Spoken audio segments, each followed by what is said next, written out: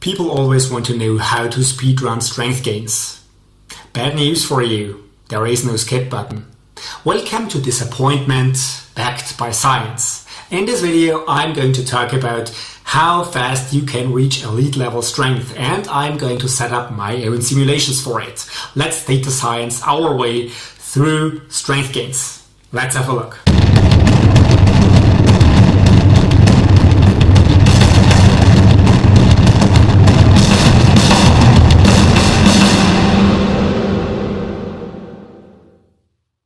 Hello and welcome to another video on this channel. My name is Alex, I'm a PhD in sports science and a doctor of psychology. I'm also a full-time data scientist and I have been for almost 10 years now. In the previous video, I have data scienced my way through the question, how long does it take to build one's maximum muscular potential? So how long does it take to reach your genetic muscular limit? And today I want to nerd out again and do the same for strength. However, strength is a lot more variable compared to muscle growth, which means that you can be small in comparison to someone who has a lot of muscle and still be stronger than them. And muscle growth and strength are also different from each other, which means that even if you have built your maximum genetic potential, you can still build more strength and still improve your strength. Although muscle growth has a definitive upper limit when it comes to genetics, things are a little bit different for strength. And this is why in this video the main question is not when will you reach your genetic potential in strength. The question will be, when are you strong enough to be considered an elite strength athlete? So before we dive into the science of strength gains and before I do my simulations, please don't forget to subscribe to the channel if you're new here. Comment your thoughts down below in the comments. Tell me what you think about my plots that you will see in this video and my simulations.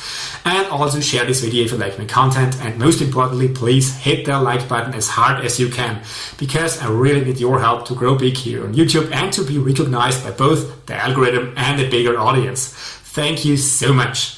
You also know I'm the author of the fitness blog Turn, which you can find on turnphysique.com. And normally I'd say that there are already articles focusing on the same topic. However, similar to the previous video, things are the other way around this time, because the articles that I based this video on will be released later. So this is because the database for this video and the articles comes from August 2025, when I last did my analysis on my own training data. And this is why these videos are released before the actual articles. And now let's dive in and let's have a look at strength. Let's talk about muscle size and strength first. You wouldn't expect a complete gym newbie to set a new world record in any lift. Still, strength and size are not perfectly correlated. This means there is only a moderate to smaller correlation between muscle volume and strength. So you can be rather small and outlift almost any bodybuilder if you want to, if you train for strength. This is because muscle growth happens when there is tension, when there is muscle damage and other factors involved. And strength is mainly driven by neuromuscular adaptations. This means there doesn't have to be a change in muscle size and you still can get stronger. So your brain and your nervous system learn to trigger more muscle fibers and they learn to trigger them more efficiently. So you get stronger. And what makes things a little bit more difficult here is that those neuromuscular adaptations can be different per strength domain. For instance, explosive power and explosive strength in Olympic lifts is different from strength that is needed in powerlifting. Strength is a product of your maximum voluntary contraction of a muscle, for instance, your biceps, and how well your nervous system can trigger all those muscle fibers. So if I contract my biceps as hard as I can and some electrodes emit electricity into my muscle and my muscle can contract even harder, then I'm not using all the strength that I could potentially produce. This means that my nervous system doesn't trigger all the muscle fibers. And this is actually what strength is, and this is also why we know that neuromuscular adaptations lead to strength and not necessarily size. Of course, if there are more muscle fibers can be recruited. But it's also about to which extent you can recruit those muscle fibers. If you can only recruit 30 or 40% of your muscle fibers, that's actually weak. If you can contract almost 100% of your muscle fibers, then you're strong for the same muscle size. Interestingly, there are no gender differences in maximum voluntary contraction. Depending on the muscle group, the voluntary contraction in both genders is around 90 to 95%. So the differences only boil down to muscle size, muscle fiber, and some other factors related to the muscles directly, not to neuromuscular adaptations. Although there are some inconclusive findings and probably more research to be done on unilateral versus bilateral strength, but in general, strength seems to follow the principle of specificity, which means that bilateral exercises increase bilateral strength more than unilateral exercises, and unilateral exercises increase unilateral strength more than bilateral exercises. So if you train Bulgarian split squats, then you get better at doing Bulgarian split squats. If you do squats with both legs at the same time, you get better at doing squats. Simple as that. To begin with, I visualized the data of the studies I have previously used in the videos on maximum muscle growth, because there were also measures for strength gains. And as you can see here, over a time period of 8 weeks, we can probably say nothing about how strength gains progress. This is why I needed to have a closer look if I could find any more thorough data sets over longer time periods. And what I found was a study from 2023 that had a sample of 14,690 participants, which is a lot and which is very representative, with an openly available data set. So I could use these data for my estimations. And the study already suggested that there is a log linear relationship between strength gains and time. So this means there is a logarithmic curve similar to what we saw in muscle growth. Fortunately, the study focused on different exercises such as bench presses, lat pull-downs, and other popular exercises, which is gold for the simulation and analysis. However, there is one downside to the study. Participants only trained 1 time a week. Still, for strength gains progressions, we can use the data to estimate how the curve will progress. I downloaded both the dataset as well as the programming code, which was also provided by the authors, and I rewrote big chunks of the code for my own use, as I wanted to use my own analysis and visualization system that I had developed for my work as a data scientist. I know I can be a freak sometimes, but when it gets to data science, that's my job, and sports science is just the PhD I got. This led me to produce this nice visualization here. And as you can see, for different exercises, there is a log linear relationship between time and strength gains, which means it is a logarithmic curve. At first, there is a very steep curve where you make a lot of strength gains and then it flattens out. The gray areas you can see around the lines in the plot indicate the so-called confidence interval. This is an interval where mathematically 95% of the values will fall. The dataset spans a time frame of over 300 weeks, which is more than 6.8 years. So almost 7 years of data were available for analysis. And I recalculated the outcome variable and created this visualization. I changed the outcome variable of kilograms lifted into relative percentages. This is because kilograms lifted are not comparable to what we do as strength athletes with a higher training frequency, because in the dataset, people were only training once a week, and we can train up to 4, 5, or even 6 times a week, so our progress will be a lot faster. And we want to see how relative strength increases happen over time, and not how many kilograms you can lift more when you only lift once a week. So this is more representative of how strength gains progress, although the curves did not change and stay the same, but interpretability increased. The dataset included also some other variables, so this led me to analyze the data in terms of age, for instance. As you can see here, the curves are still the same, but there is a difference in how much strength you can build depending on when you start. So the older you are, the lower your strength gains can be, and the younger you are, the stronger you can get. And I was also able to do the same for gender. So there are differences between men and women, obviously, in strength and size. And having them visualized tells us the same. The strength curves are the same, but of course, men can build more strength overall compared to women because they have genetically just more muscle mass. For my simulations, one more thing was missing: weekly strength gain rates. So I calculated average strength gain values per week using the dataset. And I found an increase in 0.035% for men and 0.029% for women, which is just very, very little and would mean that elite strength levels would only be reached after 100 plus years. This is no wonder, as they train just once a week.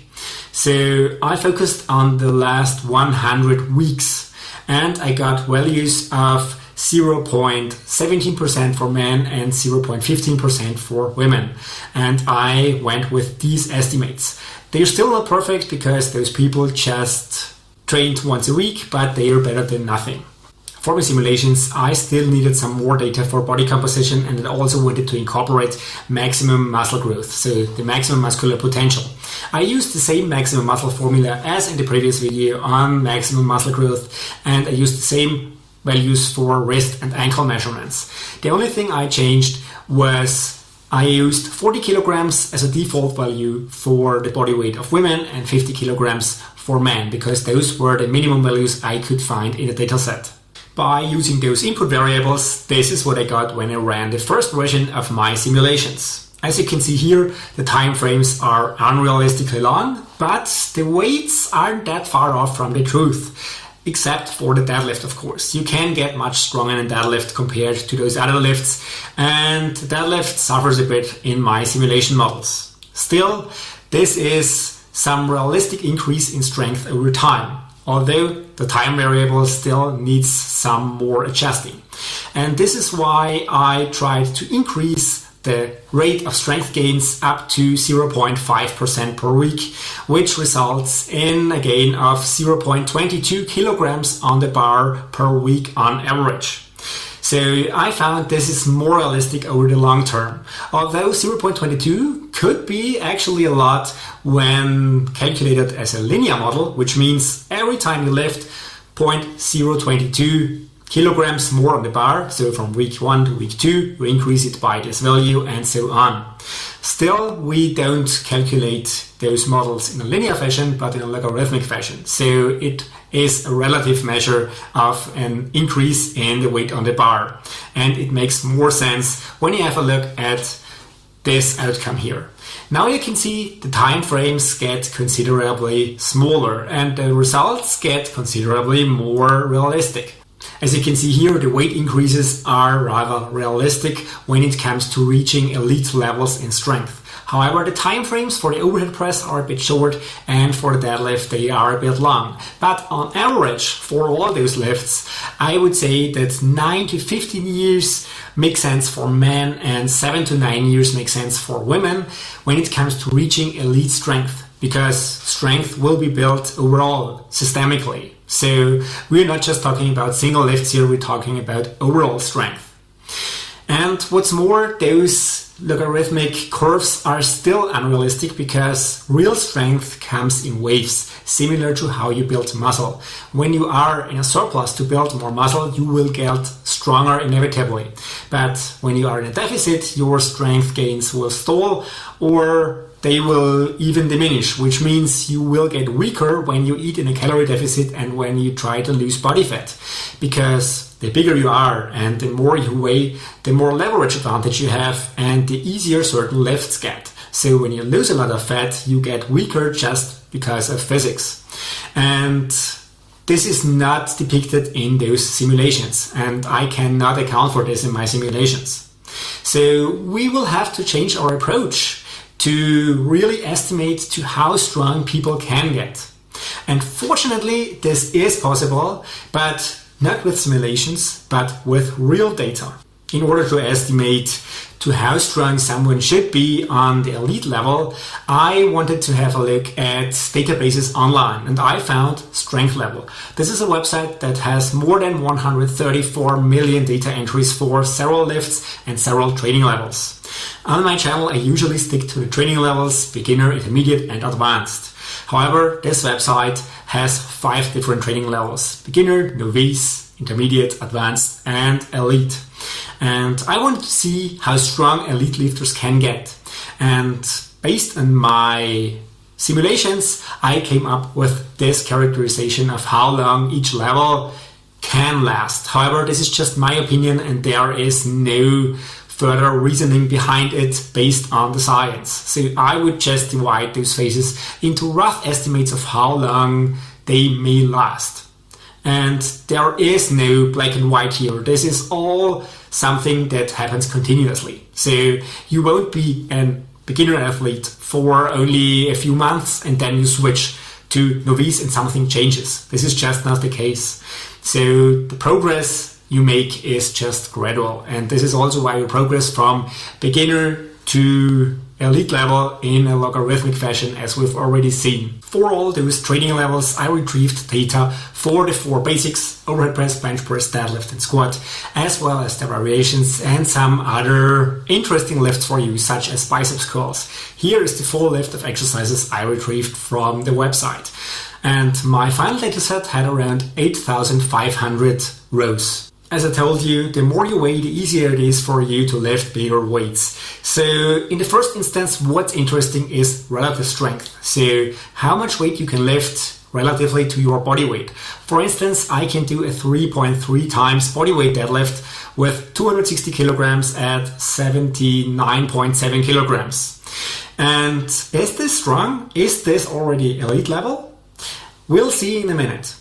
The thing is, I transformed my data into relative strength values, and then I ran correlation analysis to see whether there is a correlation between relative strength and the outcomes. And those are the results. As I told you in the previous video, the correlation coefficient R can be any number between 0 and 1 or 0 and -1. 1 indicates that there is a perfect correlation, meaning that one value corresponds to the other one. If one is high, then the other one is also high. Here we see negative correlations, which means that one value gets higher and the other gets lower. So when the body weight gets higher, the weight lifted relatively to the body weight gets lower. And this makes sense, as for instance, when you have 200 kilograms and you lift a deadlift with 500 kilograms, then this is just 2.5 times your body weight. But I, with almost 80 kilograms of body weight, can lift 260 kilograms on the trap bar. So this is 3.3 times my body weight. And the heavier you get, the more weight you can lift, as I told you before. Here you can see that the effects are not perfect. They are around 0.40. So this is a moderate effect.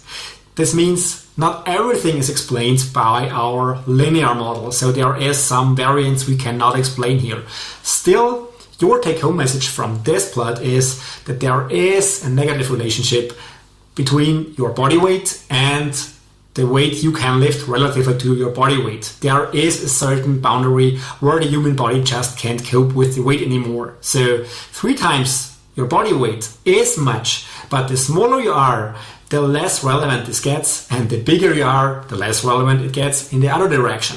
So for average lifters in average weight ranges, this makes sense to have a look at relative body weights and relative weight lifted.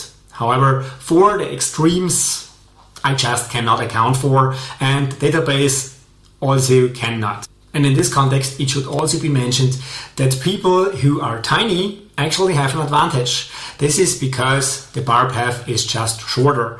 So there are some entries in the database with very light individuals lifting a lot of weight and a lot of weight relative to their body weight. This is because of those advantages. So please keep this also in mind. In order to give you a good table that is still readable, I aggregated all the weight classes by calculating a mean value of relative strength. So the tables you're going to see here for men and later for women are based on this aggregation. So if you need more information and more detailed information, have a look at the website, because there are weight classes also for you. Or have a look at the blog article when it is out, because in the blog article I will have more detailed tables for you. Here you can see the chart for men, and when it comes to the trap bar deadlift, we see that 3.6 times body weight is considered elite level. So with 3.3, I'm very close. For the deadlift in the conventional variant, we have a 3.2 ratio. So I'm close if it were a normal deadlift, but it isn't. So on a trap bar deadlift, you're normally a little bit stronger, around 10 to 20%. Depending on how you measure it, because I don't really know how those trap bar deadlift measures have been measured.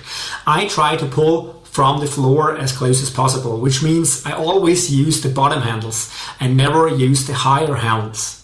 And when I use the higher handles, I can lift up to 290 kilograms. So this is more than just 3.3 body weight, and this would be considered elite level. Still, I'm not sure how those are measured, so I will go with the lower value and assume that I have not reached elite level here. You might want to pause this video here, because I now want to switch to women. For women, I found similar results, and the most interesting one is the hip thrust. Especially for smaller weight classes, you can see people do a lot of weight. But as I told you, this is because of differences in body structure. When you are very light, you possibly are also tiny. And this helps you because the bar path is always the same, because the weight plates don't shrink because you are tiny. So the thing is, when you're tiny, you are the one end of the extreme, and this makes it easier for you to lift more weight relatively to your body weight.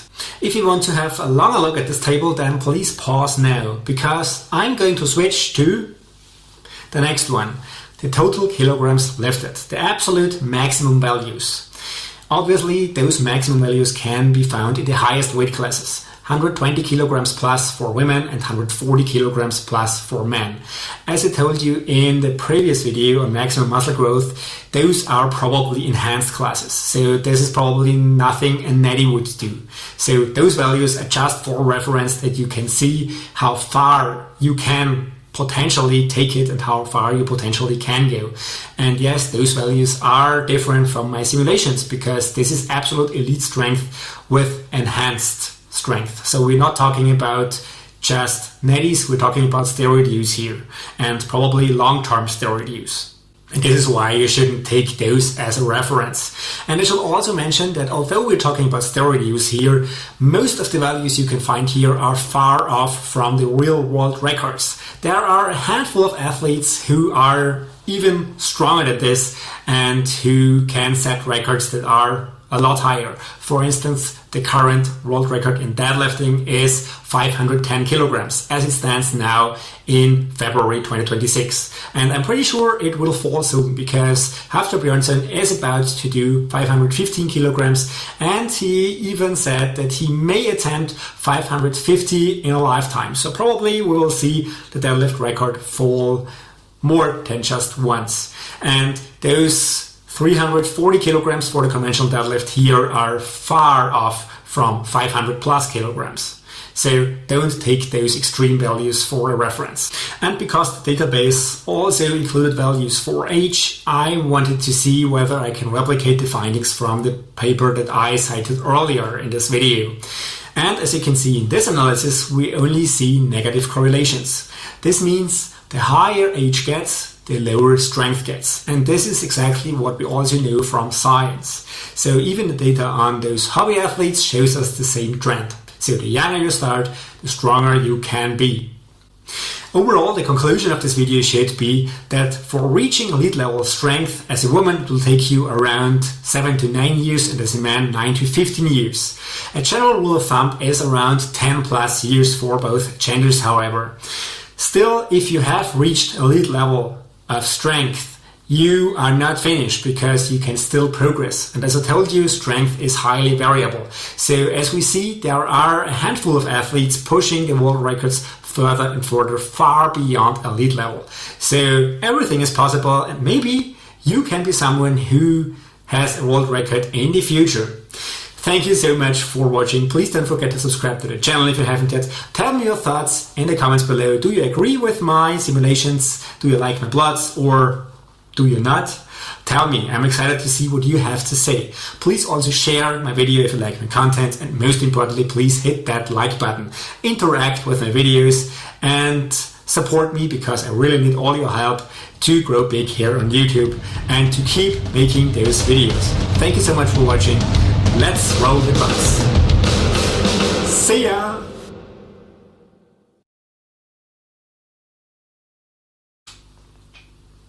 The real data doesn't care about your ego. Or mine.